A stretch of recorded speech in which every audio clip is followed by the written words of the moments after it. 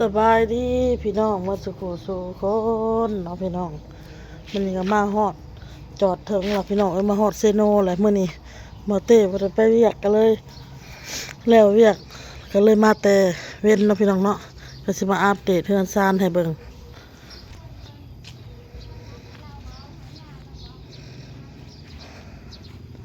น่าอินพี่น้องเห็นป้าเห็นลุงมาแล้วก็มาเพิ่นไปผู้ประจำอยู่เฮือนแม่น้อยพุ่นล่ะเห็นอ้นมาแล้วก็เลยมาแล้วก็สิไปเพราะเราสิไปถามเวียกว่า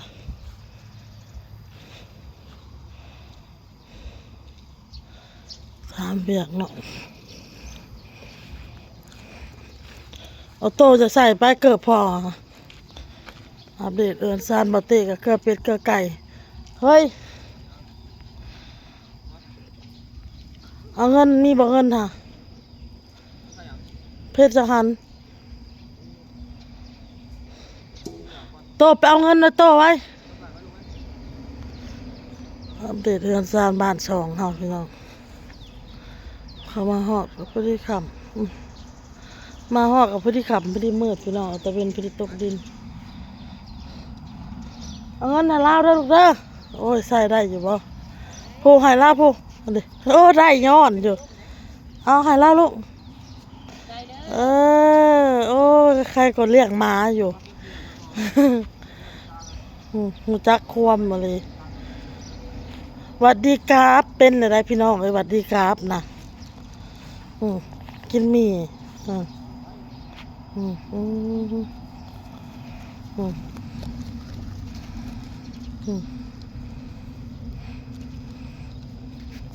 มืออื่นก็ออกเมื่อเมียนอันนะให้นกอีกพี่น้องยังไปแล้วกระติกน้ำนี่ก็มาอยู่พี่เก็บกระติกน้ำกับพี่น้องเอ้ยนี่น้องไผ่เพิ่นไปอยู่เพื่อนอยู่ซานหายอ้นกับซิเมียนเฮือนทางกลางคืนนี่แหละขำมืดแล้วก็ซิเมียนสิทูไว้เพราะว่ามืออื่นพัดบ่มีเวลาสิออกเข้าไปสวรรค์อีกมืออื่นพี่น้องเลย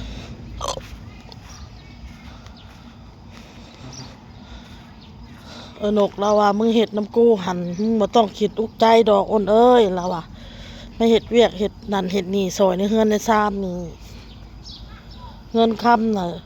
สิให้ดอกบ่แล้วเวียกผู้แล้วเมิดเบ็ดเสร็จซับผู้แหละสิให้อ้นแล้วก็ว่าเฮาก็บ่ได้คิดดอกว่าจะเอาเงินนำเจ้าเท่านั้นเท่านี้อ้นว่าแล้วแต่สิคิดเห็นว่า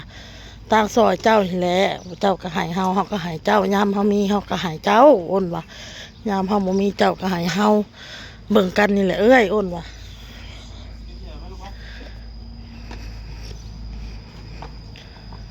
เก็บเขี้ยมานอนเฮือนเมื่อคืนนี่ก็ไปนอนเฮือนย่าเมื่อคืนนี่ไปนอนเฮือนนกดอกพี่น้องเอ้ยนอนเฮือนย่าแน่นอนเฮือนนกแน่จูดเลยเฮ้ย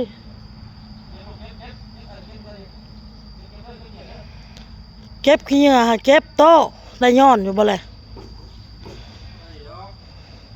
โอ้ยบ่ได้ดอกเก็บบ่เป็นเสมอผู้ความอยู่พี่น้องต่างแต่ว่าบ่อยากเว้าแค่นั้นเองอยากนักปากออโต้นี่สบายดีเนี่ยอ้วนสบายดีพี่น้องสวัสดีอะไรมาเนี่ยเจ้าของครับ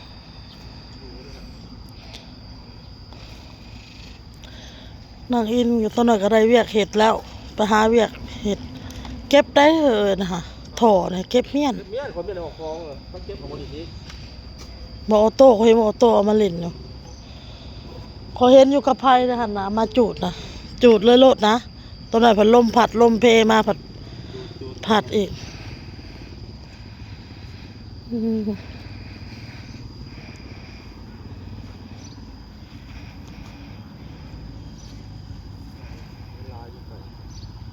ไก่ฮะเสียบ่เสียดำเลย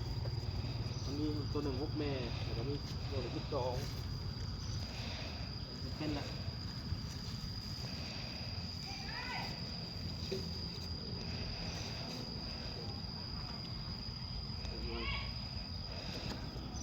ไก่ใหญ่ครบมันบ่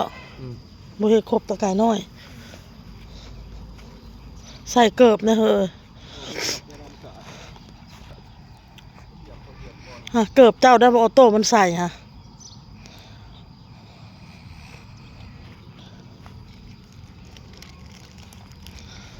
มาหอดเฮือนหอดซานแล้วพี่น้องเอ้ยนอนเฮือนมาเมื่อก่อนเลยมันมาค่ำพี่น้องเอ้ยใต้ไผ่เฮือนครัวเนี่ยเฮ้ยมืดตื้อๆอยู่มาอัปเดตเครื่องปลูกเขาไผ่ตูไก่เฮาก็นอนนี่เลยไผ่ตูพี่น้องเอ้ยอันนี้ต้นมะเดื่อพี่น้องเอ้ยต้นมะเดื่อเป็นแหละเอามาแต่เฮืออุ่น ไปเป็นย่ามเลย ไผ่ตู้เฮ้ยประมาณไผ่กะเพรา หมด ต้นมะคาโดตีเฮ้ยนะ เอาปลูกคือก็เป็นหมากเป็นอะไรพอเป็นห่มไม่ได้หมากกัน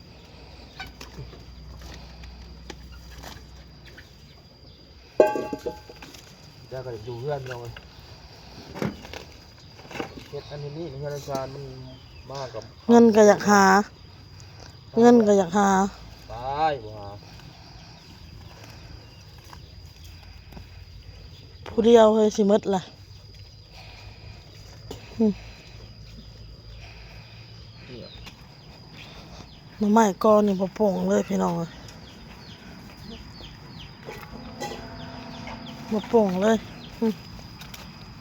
โป่งแต่ต้นน่ะแบบว่ามันจิ้มๆกันอยู่อ้นนี่อยากตัดออกอีกพี่น้องจงไว้แต่3-4ลำเลยอย่านะนี่2หน่อนี่ตัดออกมันจีกันอยู่โป่งแต่ตะปูดมัน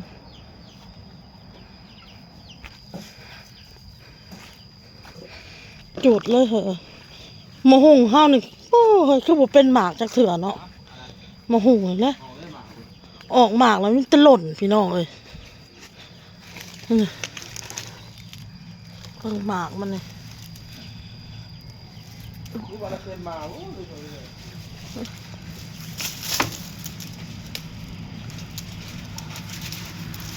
เป็นหมากแล้วพี่น้องเอ้ยคือสิติดอยู่ตัวนี้คือสิติดล่ะ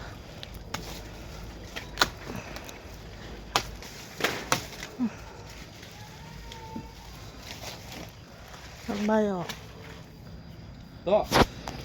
ภาษา อันนี้อ้นปลูกมันใส่พี่น้อง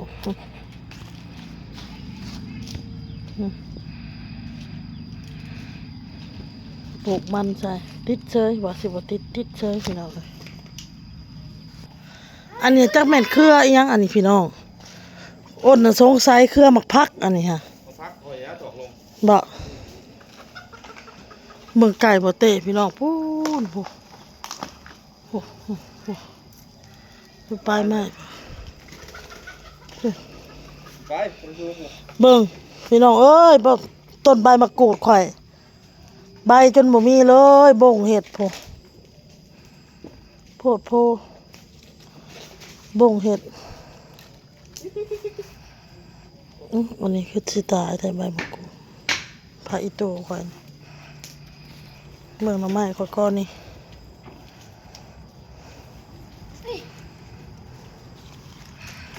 ปลูกหน่ออยู่บ่ปลูกหน่อปลูกแหนงอยู่บ่เมืองหน่อไม้กิมซุงเขาก็มาปลูกติดแต่เสียเจ้าเลยค่ะนะติดเฉยไม้กิมซุงต้นมะกรูดต้นนี้เขียวอยู่พี่น้องต้นมะกรูดต้นนี้มึงต้นหมักมี่ต้นเฮียงกันเลยกับต้นมะกระโดดมันมีเครือนี่จะเครือยังกับพี่น้องเครือหมักผักปกติเปล่าเดี๋ยวมื้อใดแล้วเวียกแล้วยังพี่น้องโอนสิเข้ามาลกหญ้า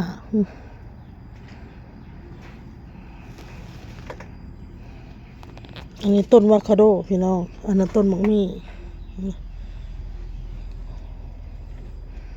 ต้นมังฮุงแล้วก็ต้นมังฮุงต้นมังม่วงพี่น้องแล้วก็ต้นมักยมกำลังใหญ่ต้นมักยมแล้วก็ข่าปลูกข่าไปน้ำแหน่ ดินน่ะอยู่นี่มันเป็นดินปลูกผักพี่น้องเลยมาปลูกยังใส่มันก็ติดก็งามอยู่นี่ผักบัวข่อยนะพี่น้องฮะยังอยู่กอสองกอเนี่ย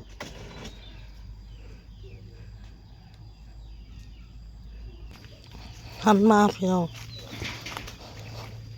โอ้ตัวนี้ก็ถือกินคือกันอันนี้ก็ต้นใบมะกรูดเด้อพี่น้องเด้อบ่งกินเหี่ยนจนหมดเลยพี่น้องเลยต้นมะเขียบปีนี้ดกเด้อพี่น้องมะเขียบข่อยดกอยู่ปีนี้พี่น้องเลยได้มะเขียบนี่ได้กิน2-3 ปีเลยเด้ปีกายนี้กับปีซืนทันมาปีนี้อีก3 ปีนี่แหละพี่น้องมะเขียบนี่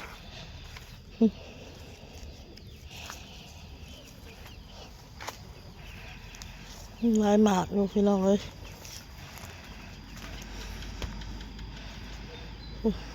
ปลูกต้นปลูก5-6กกติดแต่กกเดียวนี่พี่น้องมาเขียบกันนะ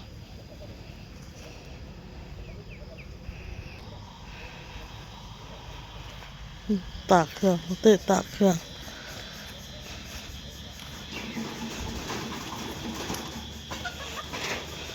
ลายจับไก่บ่เตะพี่น้องอย่ามันไปเฮือนโอนลายตัดปีกมัน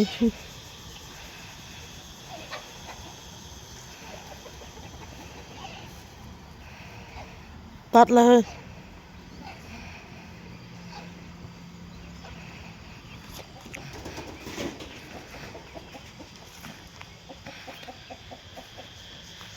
แน่เบิ่งทางอันห้างเฮานี่คือว่ามืดมาเลยพี่น้องเลยแล้วเบิ่งในกล้องก็คือว่ายังแจ้งอยู่คือว่ายังบ่มืดปานใดโอเคพี่น้องคลิปนี้ก็ลาก่อนผมมีหยังพี่น้องเลยมานอนเฮือนนอนซานมานี่อัปเดตให้เบิ่งพี่น้องเลยอ้นก็อยากเมียนเฮือนแน่ปัดอยากกวาดอยากทูพี่น้องเลย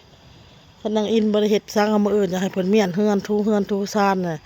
เฮ็ดก็บ่คือเฮาเฮ็ดเองพี่น้องเอ้ยเฮาเฮ็ดเองคือบ่ละเอียดหมู่เฮ็ดให้เฮาหรอกคือมันบ่ละเอียดหั้นนะโอเคพี่น้องลาละคลิปนี้ก็พอกับคลิปหน้าจ้าบ๊ายบาย